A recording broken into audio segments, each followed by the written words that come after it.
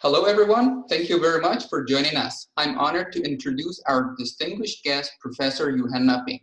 She is the Global Quran's Principal Investigator and Professor of Islamic Studies at the University of Freiburg. She is a specialist in the history of Quranic exegesis and Quran translations with a focus on transregional dynamic in the modern period. Her publications include Muslim Quranic Interpretation Today, Media Genealogies and Interpretive Communities, 2019, and a guest edited issue of the Journal of Quranic Studies on Translation of the Quran in Muslim Majority Context, 2015. She is also the general editor of the Brill Encyclopedia of the Quran Online, and she will speak about Ibn Kathir, modern Salafism, and the making of a global exegetical authority. Thank you very much, Yuhanna. And first of all, tell us about why you focus on Ibn Kathir and why not Tabari, al-Baydawi, as mentioned in other exegetical figures. Yeah, I mean, this ties in a bit with what Walid talked about, or ties in very well actually with what Walid talked about last week. So that meaning that in the first third of the 20th century, we have this development where the works of Ibn Taymiyyah and Ibn Kathir's tafsir are printed and promoted as kind of models of Quranic exegesis. And they very much move to the center of tafsir, where they hadn't been before. The tafsir tradition before that was very much dominated by Baydawi, and if you wanted a really encyclopedic tafsir, then of course Fakhruddin Razi, because it was so central to Ash'arism. And so this is in a way fairly modern phenomenon. And actually when I started doing research on Quranic exegesis, like maybe 12 years ago, Sabine Schmidtke, who was still working in Berlin at the time, she talked to me about it. And at this time I had this kind of naive idea that I think a lot of people have when they start doing research on tafsir, that if you work on the contemporary period, it's all about like original, innovative, modernist ideas, whatever. So, and she was like, yeah, but why is it that when I go into an Islamic bookstore and ask for a work of tafsir, everybody will give me Ibn Kathir and not something written in the 20th or 21st century? And that really got me thinking about this whole issue of what is contemporary, what is modern, and how might the pre-modern be used or reshaped or appropriated today, and maybe even changed. So, and also Walid Saleh, of course, I've already mentioned him, was very influential. His writings on the historiography of tafsir and on this the rise of the Salafi paradigm. And I mean, all in all, I think Sabine Schmidtke's observation is still right. I don't think there's any pre-modern work of tafsir that has been published and edited and translated nearly as often as Ibn Kathir, and very often in abridged and annotated versions. So clearly this is not something meant for scholars primarily. Yeah. But it's meant for lay public. And just one last remark. Actually, I've been kind of preparing a project on this with Yunus, who's my discussant today. So we so far we haven't really got around to doing anything much on this, which was partly, we proposed a panel to AAR actually a few years ago. Ash Geisinger was also on it and it was rejected. And so that kind of took away our momentum, I think. But in the last year, I've restarted looking at it and working on it. And that's what I'm going to talk about today. Sounds amazing. And we are happy that we have Yunus today. And what is interesting about edition and translation of a classical work of tafsir that you are interested in? Yeah, I mean, first of all, I think it's always worth asking about what edition am I working with, and is it, I mean, what manuscripts does it use? How close is it to these manuscripts? What kind of interference is there from the editors, etc.? I mean, you could do this for any pre-modern work and should do this actually, but with Ibn Kathir, it's particularly important because there's so much interference and so much obvious intentional interference. And I'm just going to share my screen and show you some of the covers of works I've collected because they are very interesting.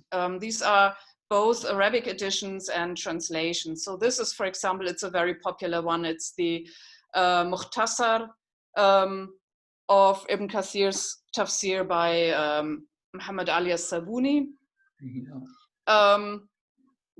And I mean, oops.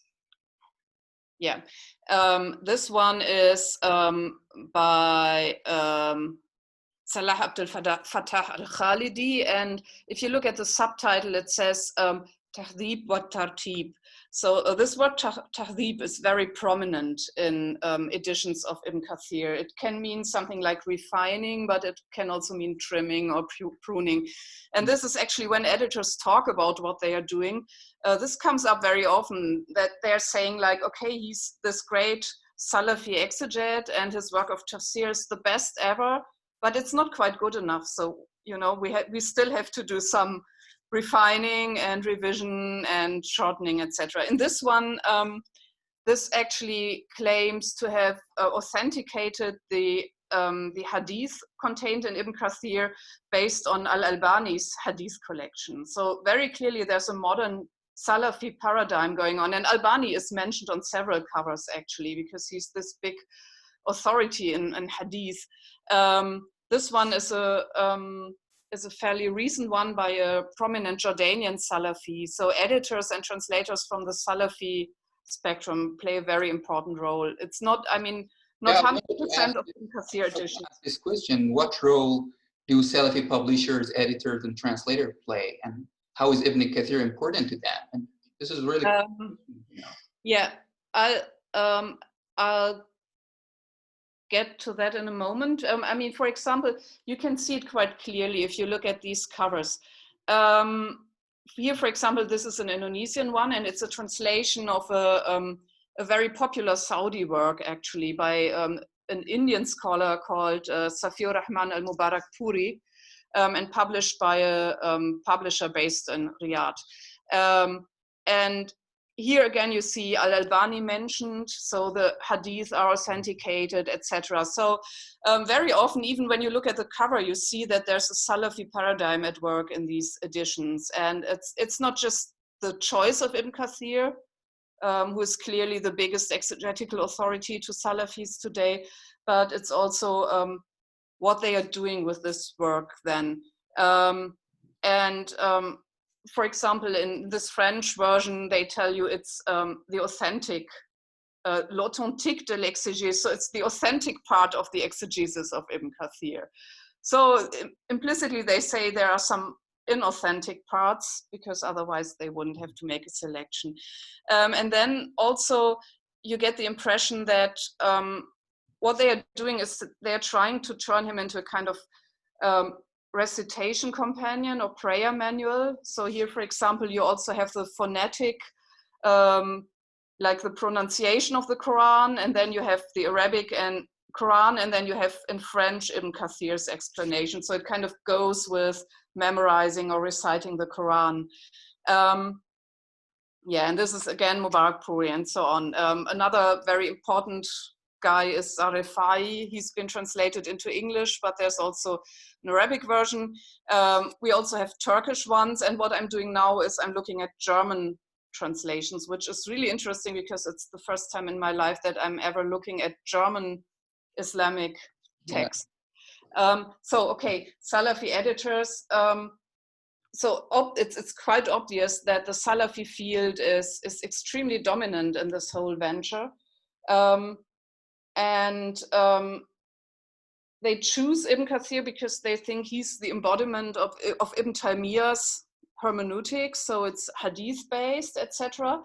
But then you could wonder, I mean, why not Suyuti? Suyuti's Durr al-Mansur, it only has hadith, and he looked at every single one and tried to find out whether it's authentic, etc., etc. So, I mean, this could be considered the culmination of this hadith-based methodology, and still they look at Ibn Kathir, possibly because after all, they are looking for more than hadith. They are also looking, which is a very modern thing, they are looking for guidance. They are looking for like an authoritative explanation of what the Quran really says and what the Quran really means. And you don't get that when you have work like Suyuti's, which just gives you a list of hadith that sometimes say completely different, contradictory things.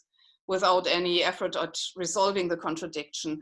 Ibn Kathir tends to do this, and his editors make him do this even more than he does, actually.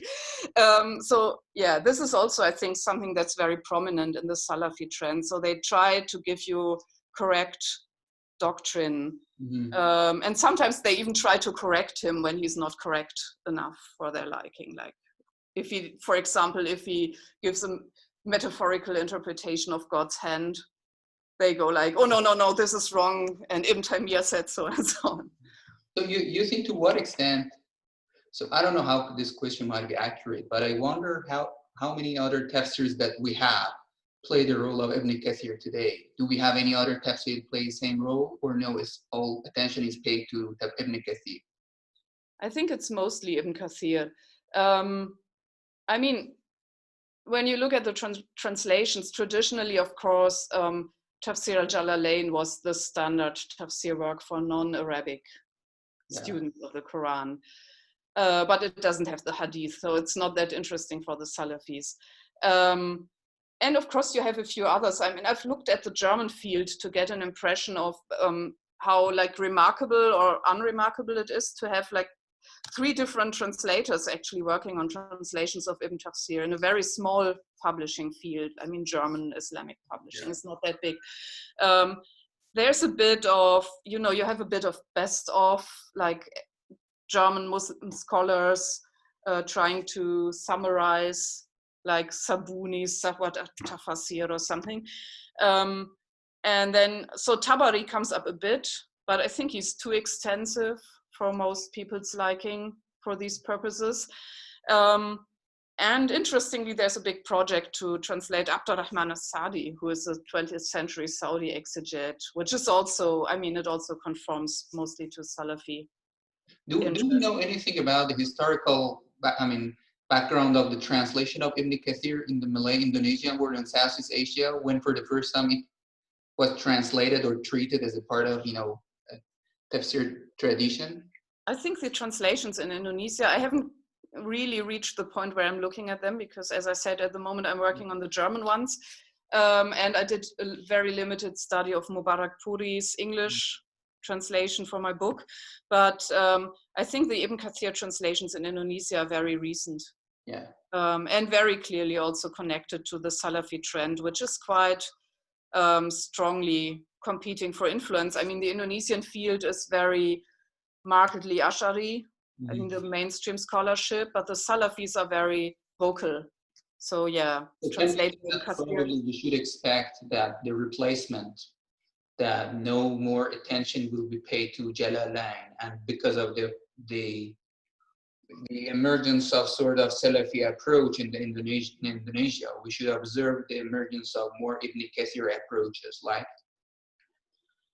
Maybe, I mean, of course, all kinds of other tafsir works are also translated and published. But then the interesting thing is, for example, the Jalalain, stuff like that, which is part of the Southeast Asian tradition of teaching and religious learning, it is typically published as Kitab Kuning. This is a specific genre of books, yellow books, it's literally translated.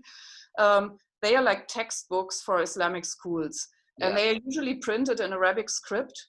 And they're not easily accessible for people who are not students or graduates of these schools. So part of Ibn Kathir's popularity comes from the efforts of Salafi translators, editors, and publishers to make him accessible. And this really, I mean, this is also mentioned by Yunus in his excellent entry on Ibn Kathir in the Encyclopedia of Islam. This really goes back to like the 1920s, 1930s, where editors in the Arab world started the attempt to produce editions of Ibn Kathir that were accessible to a wider public, because it's not enough to just have a, edition. Of course, you can just print the complete text, but the problem with this text is, I mean, however much you consider it like authoritative, if you just print the manuscript, whatever manuscript you use, it's going to be impossible for any lay Muslim reader to deal with. It doesn't even have paragraphs, like Walid showed us the last time. It doesn't have any kind of discernible structure if you haven't memorized the Quran. It's it's addressing scholars. It's not addressing like ordinary believers. So very often he implicitly refers to exegetical debates and just assumes that his readers will know what he's talking about. And they did in his time. I mean, it was obvious to them, but it's not obvious to a modern Muslim reader who doesn't have a religious education. It's a huge work. It's very extensive. It's, at least in its hadith-based approach, it's encyclopedic. So it also has all the discussions of different opinions. It has the complete isnads that was very important to Ibn Kathir. Of course, this bloats up the work considerably.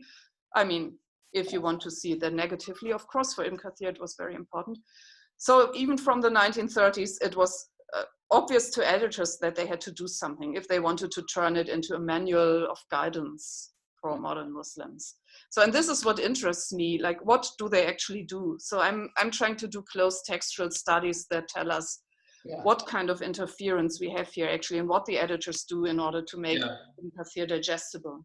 And you said about your working on German edition of Ibn Kathir, and what does it tell us about German Islamic publishing scene? Okay, I mean, in order to answer that, maybe I should first give make some general remarks on how editors and translators fit with the text. Would be great. And then I'll say something about how the German case is specific. Because it was kind of an accident that I wrote about this German case, because a colleague in German studies invited me to give a talk in Jerusalem. So I went and I had to talk about something related to German studies. So I didn't know what to do. So I decided to look at the German translations of Ibn Kathir, and it turned out to be surprisingly interesting. So then I wrote an article about it and so on. So what they do is, first of all, they structure the text in certain ways. And this is much more of an interference with the text than it may sound like. I mean, they make paragraphs, they add headers. And Mubarak Puri, for example, he really manages to give the impression that this is a kind of textbook. So it has coherent sections that talk about one specific question. And he also, he deletes a lot of stuff that doesn't fit this structure, to make it like easily usable and very coherent. And the paragraphs also, I mean, Ibn Kathir very often, he has a main narrative that he follows, and then he has a side note, like an alternative opinion provided by some other source. And if you're not familiar with the structure, it's not very easy sometimes to recognize that this is not part of the main narrative. And sometimes, depending on how well they structure the text, it becomes easier to recognize, and sometimes it becomes impossible to recognize. So it really also depends on the quality of the editor. So they generally, all the abridged editions, I think, remove the complete isnads.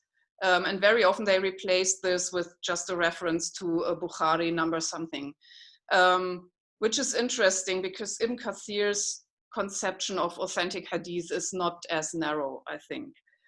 He has like these huge isnads that go up to his own teacher, actually. He has isnads that go up to Al-Mizzi, who was his father-in-law and one of his main teachers. And his modern editors don't seem to like these. They are very often deleted because they are not like Al-Bukhari Muslim, you know, the standard works considered authentic. They also seem to hate Fada'il traditions. So in the one case study in my book, I found that this was about the prostration of David in Surat Sa'd. And the editors and translators were uncomfortable with a lot of things about this story. First of all, Ibn Kathir discussed different opinions about what kind of prostration we are dealing with here. Is it like prayer? Is it ritual prayer? Or is it a prostration of thanks? And they discussed some issues that could make it seem like the Quranic wording is ambiguous or not clear or something. And generally the editors hate this, so they just delete it completely.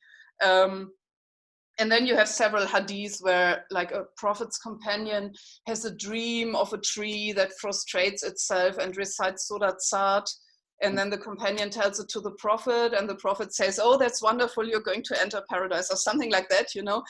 And they all delete this. It's completely irrelevant or even offensive to them, I think. Do we see the traces of biblical literature in either Ibn Kathir and the translations? Any traces of Ibn Kathir's tafsir, it's not that prominent. I think it's much less prominent than in his work on history, actually. I mean, for example, the story of David, he has all this story about Bathsheba and Uriah, etc. in his work on history, but he doesn't have it in the tafsir. There he just says, oh, there's some kind of Israeliyat story, but I won't go into it, and God knows best. Allahu alam. Yeah, it's not that strong, and also the Salafi editors usually don't like it. And even what he has, when I looked at the German translations, I did a case study of Suratul Fil. So that has a lot of historical narrative. Ibn Kathir quotes a lot of Sirah literature about the whole backstory of the Battle of the Elephant, etc. And his editors seem to hate it. So they cut out a lot of this. And especially, I mean, he really goes into historical debate, like, did this king Abraha, did he go to Mecca or didn't he, etc. And some people say this and some people say that. And then he cites a lot of pre-Islamic poetry. This is also usually deleted, but that's quite common, I think, for modern editions of tafsir. Nobody knows what to do with poetry, so they just edit it out. Philological discussions, of course, if you're addressing an audience that is not supposed to be very proficient in classical Arabic, editors usually decide to just, leave it out. So this is something that you can broadly observe, I think, in all the editions, although it can be quite interesting to see the differences between the editors' decisions. And about the German Islamic publishing? Yeah, and the German. Well, first of all, what's interesting about the German material is when I started, I tried to get information on the publishers, and I realized we don't have anything because, and this is really a problem in our field, I think, because when we talk about normative text production, we usually talk about Middle Eastern languages. And everything else is a subject for either anthropology or security studies. So we have a lot of literature about German jihadism, so very clearly motivated by security concerns. And we have literature about like being Muslim in Germany as part of migration, and it's very much focused on personal experiences and personal expressions of faith, etc., etc. We have some of this. We don't have anything on text production, like Islamic text production in German. And this is similar to what Christian Petersen mentioned in his book on interpreting Islam in China. He makes exactly the same point, that usually Chinese Muslims are considered like a subject matter for anthropologists, but not something you like seriously look at when you study normative text production, because they are considered to be like this abnormal phenomenon at the periphery of the Muslim world or something. And everything they do is either distorted or derivative. And yeah, we don't actually know if that's true if we don't study these texts. So I would be very much in favor of studying texts in as many different languages and contexts as possible. So this is one thing that's really important to me about the German case. And what you can see is that we have an Islamic publishing scene that is fairly disconnected from the mainstream publishing market, because Muslims are such a small minority in Germany. I mean, at least if you know the kind of Muslims who would actually buy Islamic books and so on, it's not that large a number. It's relatively unprofessional, but you can also see that it's professionalizing and expanding a lot, and it's been doing so in the past 10 years or so. And this is exactly the time during which the Ibn Kathir translations popped up. So the first volume was published in 2011, I think, and then 2014, and it's ongoing. So we don't have a complete Ibn Kathir translation yet. We have one of the Fatiha. We have the Juz Amma, so this is quite typical. You start with the short surahs because that's where you start teaching the Quran. But now we also have Surat al-Baqarah. So it's going on. And then you have one very interesting publisher. It's probably the biggest German publisher. It's called Islamische Bibliothek, Islamic Library. And it was founded in the 1980s by a very interesting person called Muhammad Rasul. He was of Egyptian origin. And he was one of the earliest authors of original German content on Islam. And certainly the most prolific one. So until today, you find his stuff. He has passed away, I don't know, in the 2000s or something. He was very old, but you find his stuff in all the mosques. He even wrote a Quran translation, and that was distributed by Salafis a few years ago and caused a lot of public uproar. And this publisher is behind most of the Ibn Kathir translations.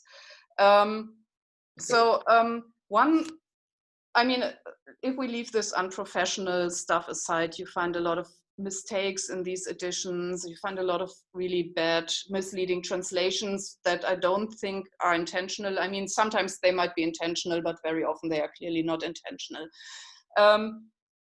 But what you can see are two things, I think. The one is a development of the Salafi scene in Germany. So at the moment, in the first generation, it was mostly Arab immigrants of the first generation who tried to make converts in Germany. So they describe themselves as da'is, and translating Ibn Kathir was part of their dawah.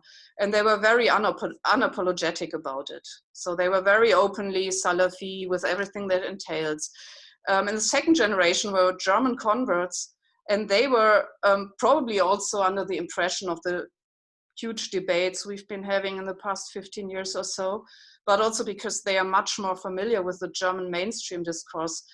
They became much more apologetic, much more intent on, not offending, not antagonizing the German mainstream, and not getting any juridical or political problems. So, for example, in the introduction, you find like a big explanation about how some of the things Ibn Kathir says might make it appear as if they want a caliphate or something, but of course they don't want a caliphate, they don't fight the political system in Germany, they are not in favor of jihad, etc., etc. So they see a need to state this explicitly.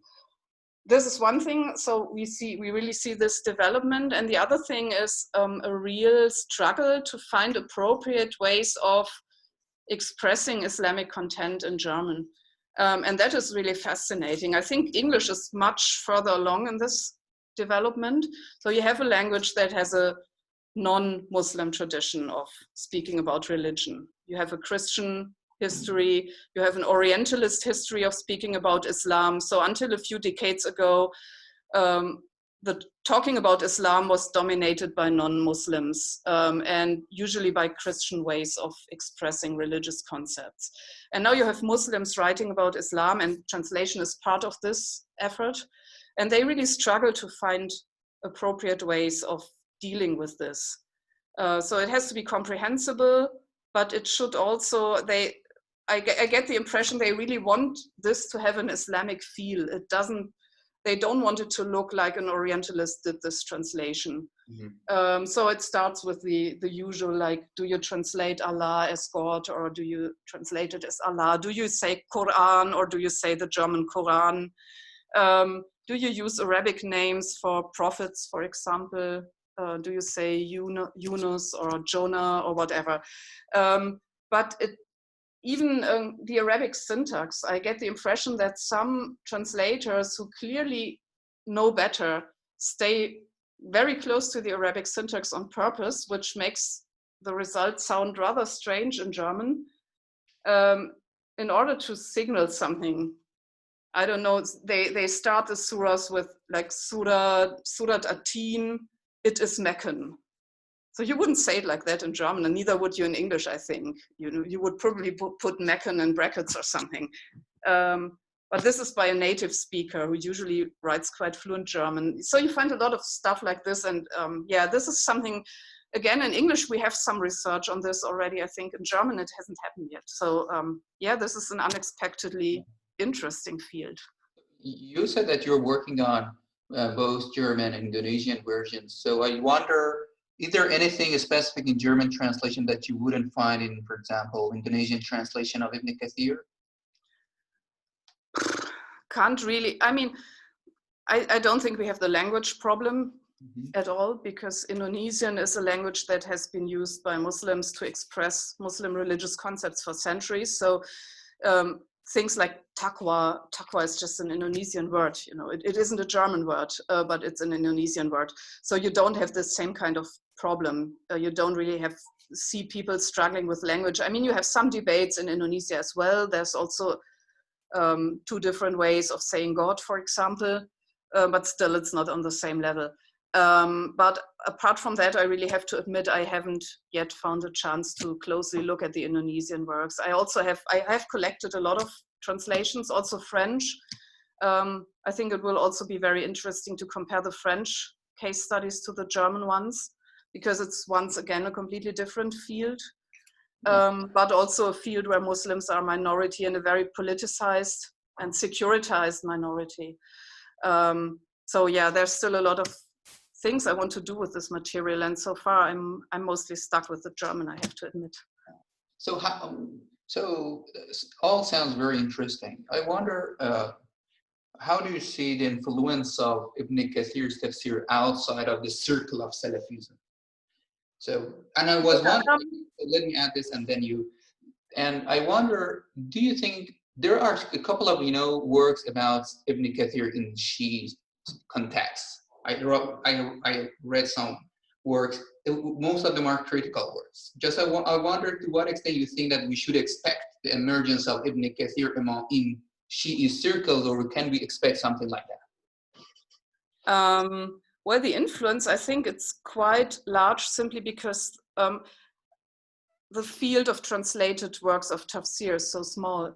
I mean, in English you still have a lot, but it's still not very much, because these works are so extensive. So there's, I mean, Sohaib can tell you that you have to put a lot of time and effort into translating something like this. I mean, Razi, you know, it's like this huge work. I mean, when I say in English we have comparatively much, it tells you about how little we have in a lot of other languages.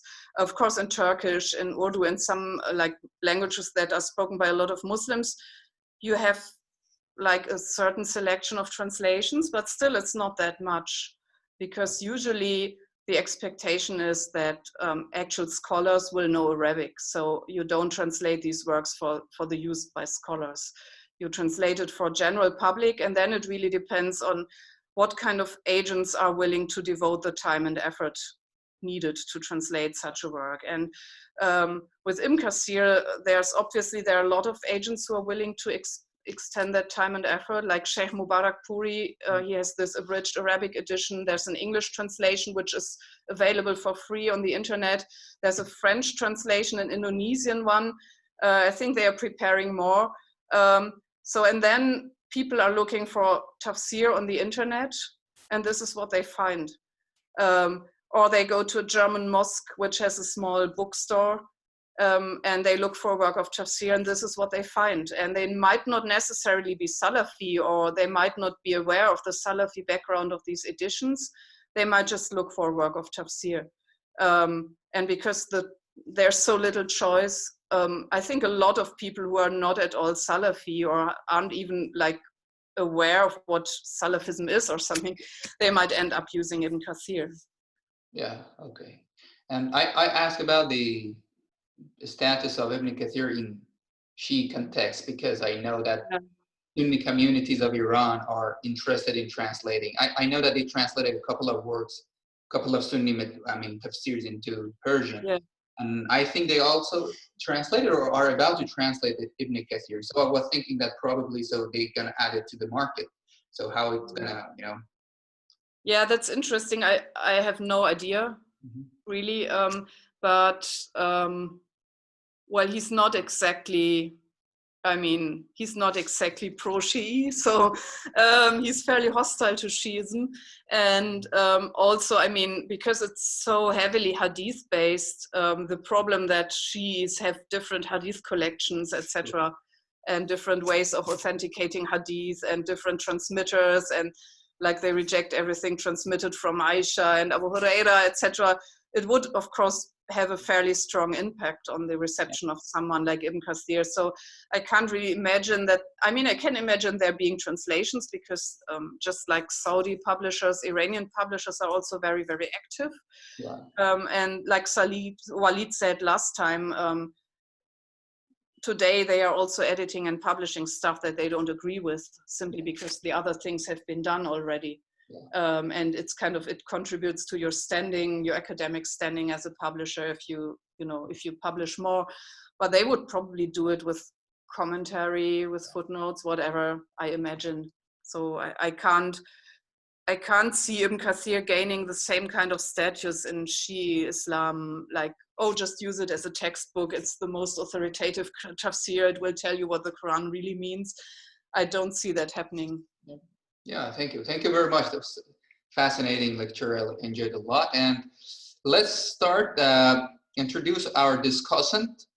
Dr. Yunus Mirza is a visiting researcher at Georgetown University and director of the Barzinji project at Shenandoah University, which seeks to enhance America's relationship with Muslims in Muslim-majority countries. He defended his dissertation in Arabic and Islamic studies from Georgetown University and has taught at Millsaps and Allegheny colleges. His current research focuses on the relationship between the Bible and the Quran and the shared stories between them.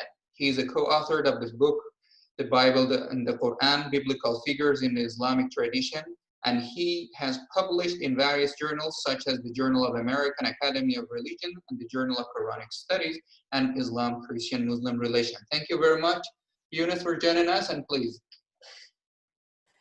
So thanks so much, Johanna, for the invitation, and Majid for moderating. I really enjoyed listening to Johanna's talk, and I'm always impressed with her knowledge, her ability to have a broad general view, a bird's eye picture of the modern tafsir scene, her ability to read different languages, and her close reading of the sources. So I just had some brief comments and then maybe some questions for Johanna. So I just want to emphasize some of the points she made. The first one being the idea that when we look at modern tafsir, we have this tendency to look at modernist tafsir. And I think her point is very strong and valid, that we have to look at all different trends. And specifically, the idea or the role of the editor. So this is, I'm really happy to see this move in Quranic studies and Islamic studies in general, where there's more emphasis now on these 20th century editors who fashion these works, who edit them, and frame them in particular ways that we understand them today. And in my work, I definitely see that Ibn Kathir was understood in one way in the pre-modern tradition, primarily as encyclopedic tafsir on hadith. And then in the modern period, he's seen as this catch-all tafsir, this didactic tafsir that everyone is reading. And I had a similar experience when, in college and so forth, when I would go to visit different mosques, I would always see Ibn Kathir there. But then when I started my PhD at Georgetown, I didn't see Ibn Kathir represented in the scholarship. So there was this big gap between what you would see on the street, what you would see in bookstores, and what you would actually read in the academic literature. So the editor, as Johanna mentioned, is fashioning this. I think that the really important point that you made of tahdhib, that they're not just editing a work and publishing it, they're also doing this mukhtasar, this abridging it and also trimming, as you mentioned, and they're framing this work. So what we may understand to be Ibn Kathir is not really necessarily what Ibn Kathir wrote or how he was understood in the pre-modern period. So some questions I have for you, Johanna, and this is maybe a broader discussion as well, is that this word Salafi has been used and debated and discussed a lot in the 20th century. So how do you use this word? I know you've written on Rashid Rida, Muhammad Abdu. How do you understand this? And people like Bernard Haikal have talked about different types of Salafis, from more encyclopedic to more jihadi. So how does this operate? And you talk specifically about the German context, and your reading of these German translations or German abridgments. Also, this idea of discrepancy, I think Majid already raised this, and I'm also very interested in this question, is that when you look at the French Ibn Kathir, or you look at the German Ibn Kathir, or even the Indonesian one, what is similar, what is different? Is there some common themes that emerge, or are these totally distinct and they're separate intellectual projects? We can maybe understand them as totally different works. And then finally, this point about tahdhib is I've become very fascinated with, and I really appreciate your point, is that I've noticed this too, that the editors, when they look at Ibn Kathir, they feel sometimes unsettled. There's oftentimes where he may quote biblical literature, but then the modern editor feels uncomfortable with that.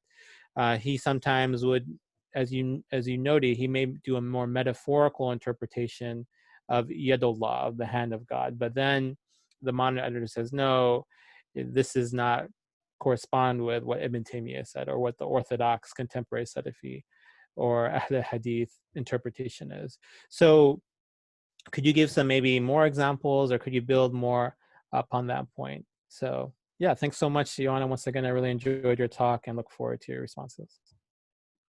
Okay, Yunus, thank you so much for these very insightful comments. The term Salafi, yeah, that's of course, thorny issue. Well,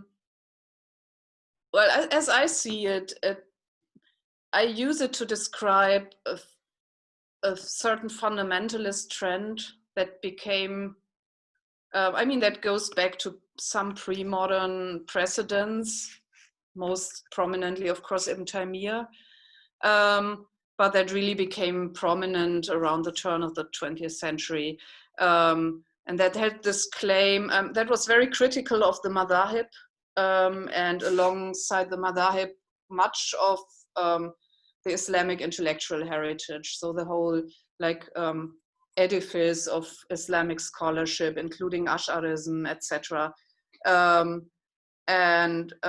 These people claim that you should go back to the original sources and to the example of the first generations, the Salaf. So this was definitely a trend, but it evolved, of course. I think at the beginning it was a fairly vague and disparate phenomenon. So you had a lot of different people who had this kind of agenda, and they used it for different purposes. So Muhammad Abduh was certainly an extreme case because he used it to very modernist purposes, and most others didn't.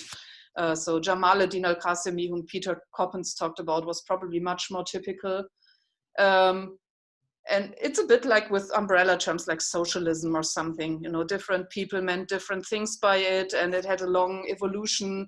And today I think it's clearly a social phenomenon. So if you ask an Indonesian or if you ask an Egyptian to describe a Salafi, they can give you a complete description that includes Aqidah, that includes religious practice, that includes ways of dressing, speaking. So that wasn't there in 1905 or something, definitely. But the roots of this development were there. And in the field of tafsir, I think Ibn Taymiyyah and as his student Ibn Kathir have always been prominent. So in the German context, Salafism emerged, I think, around the year 2000. So with basically immigrants from Arab countries, from the Maghreb, from Egypt, Palestine, who started some kind of dawah. And in Germany, they are pretty much self-described Salafis. So they call themselves Salafi. They conform to all these, habitus things you associate with Salafism. And they made converts in pretty fast, centered in some places. And of course, not all of these people are jihadi. Most of them aren't. But of course, it's also difficult to draw the line because then, in 2015, we had people going to Syria, and most of these people who went to Syria to join the IS were not actually from the Salafi scene, interestingly, but some were. Some were attracted by non-violent da'is, but then moved on, towards a more radical reading of Salafi beliefs, which I think is an inherent danger. It yeah, I mean, if you have these fundamentalist readings, there will always be some people who see this as the only logical conclusion. I mean, Saudi Arabia has always had this problem, you know, with they are teaching Wahhabism, but today they don't really want it to be violent Wahhabism, but some people will always end up reading this as the only appropriate thing. So, and of course, like in most countries across the world, the whole thing has been heavily securitized and they are under surveillance. I mean, whether they are jihadi or not. So yeah. One thing that is notable about the Salafi scene in Germany is that they are probably among the few communities who conduct all their preaching, all their business in German. Which actually explains partly why they have so many converts and why they attract so many young people, because all the other communities are like Turkish speaking, Bosniak speaking, Arabic speaking. Yeah, and then if you grow up in Germany as a third generation descendant of Turkish immigrants and you don't actually speak Turkish all that well, then the Salafi preacher who's talking German might actually be more attractive to you than the Turkish speaking imam who was imported from Turkey straight away, who has no clue what's going on in Germany, doesn't speak German, etc. Which, I mean, these preachers are pretty much what the Turkish state sponsors. About the differences between countries, I can't say as much yet because I haven't done the complete thing. And maybe we will yet get around to working on it together. I would like to. There are definitely big differences also between individual editors and translators, even in the German context. So their ideologies are different, their need for, or their perceived need for apologetics differs. Some of them are totally unapologetic, others have like huge footnotes where they keep explaining like how Ibn Kathir is not quite right or whatever. Yeah, and you asked for some examples of that. Oh my God, I have a lot of examples in the text I wrote on German translations of Ibn Kathir, and as usual, I have a hard time coming up with them right now. So yeah, I've already talked about the problems they have with history and with poetry. Mm-hmm. Then, I mean, yeah, I've also talked about the problems they have with metaphorical interpretations. I think they generally tend to shun the mention of madhahib. So sometimes Ibn Kathir says, okay, we have a difference of opinion here, and the Shafi'is say this, and I think it's right or something. He was Shafi'i himself. They don't like it. First of all, because they generally don't like reference to differences of opinion. So they prefer to make it sound, they often just shorten this to the correct opinion is this, period. So, which is not at all what Ibn Kathir says. Sometimes he does, but not always. You know, but they tend to delete the mention of Shafi'ism, for example. So this is obviously something that conforms to modern Salafi paradigms and was unthinkable in Ibn Kathir's time. I mean, why would you have dropped mentioning Shafi'ism?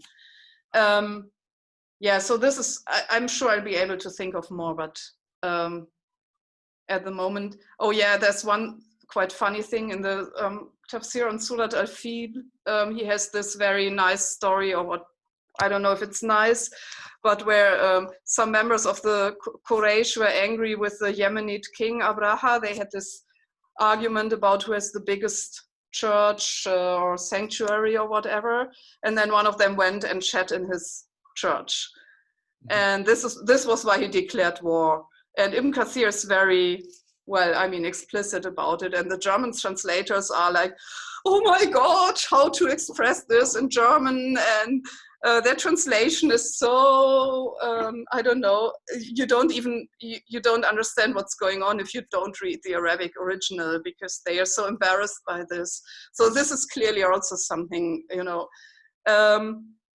And one last thing I think I really want to look at more is this, what I noticed in Mubarak Puri was how uncomfortable he was with all the stories where people had dreams. And so this is clearly, I mean, these Fada'il traditions where somebody dreamt that someone was reciting the surah and etc. So this is clearly something that in Ibn Kathir's time, I think, was totally uncontroversial, that people could have dreams that had some spiritual meaning. But to modern day Salafis, it's obviously not that obvious, or it's even something they feel embarrassed about. But for comparison, I've looked at one Indonesian translation and they don't have this problem. So they delete other stuff, but they don't have this problem with dreams. So I really want to look more into this, but at the moment it's only a first impression I had. So I would be cautious to make too much of it. Thank you very much. Thank you very much, Johanna, for your fascinating lecture. Thank you very much, Yunus, for your perfect comments. And and thank you for sharing the works of Johanna and Abdul and Rashid Reza. They were really important and fascinating. I already translated one of them into Persian on Muhammad Abdu and already published. Yeah, thanks. My pleasure. And so thank you very much. Please don't forget to join us next week when Johanna will speak with Ahmed al-Shamsi from the University of Chicago on At-Tabari's Tafsir and the Return of the Repressed on August 19th. And his discussant will be Islam Daya from the Free University of Berlin. Thank you very much and see you next week.